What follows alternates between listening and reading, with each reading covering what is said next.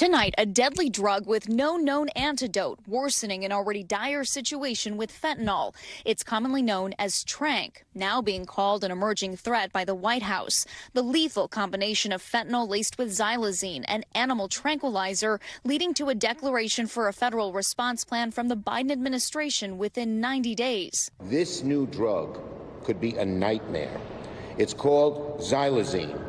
It's a deadly, skin-rotting zombie drug that evil drug dealers are now mixing with fentanyl, with heroin, and with other drugs. The DEA warning that xylazine-related overdose deaths have risen in every region of the country, more than 1,000% across the South, up 750% in the West, and more than 500% in the Midwest between 2020 and 2021. Philadelphia feeling the devastating effects on the streets. One user saying Tranq is everywhere. There is no fentanyl that doesn't have Tranq in it. I would say it's probably our biggest challenge right now. NBC's Dasha Burns with the city's director of the opioid response unit last month. How much should people be sounding the alarm right now? I think everybody should absolutely be sounding the alarm. The movement, similar to what we saw with fentanyl, is that it will be in every other substance. Making it even more lethal, xylazine is not an opioid, so overdoses can't be reversed with naloxone, the remedy for fentanyl and heroin overdoses, better known as Narcan.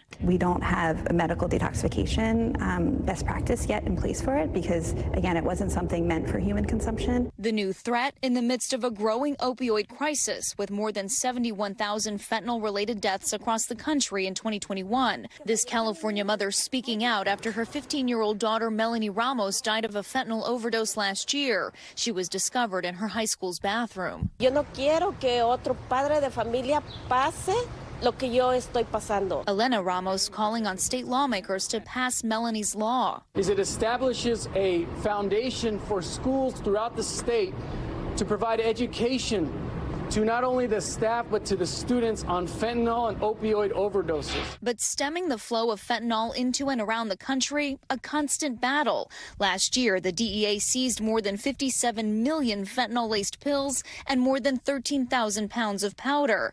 And the seizure of the drug nationwide through the U.S. Postal Service increased by 150%, a large portion of it smuggled across the U.S.-Mexico border.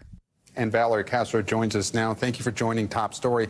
Valerie, what exactly does this federal plan call for? So, Gabe, the Biden administration's drug czar, Dr. Rahul Gupta, is calling for $11 million in funding to build this strategy. Plans would include developing an antidote to combat overdoses and possibly asking Congress to classify it as a controlled substance. That declaration now starts the clock, and the Biden administration now has 90 days to develop that federal plan to combat this crisis. Thanks for watching our YouTube channel. Follow today's top stories and breaking news by downloading the NBC News app.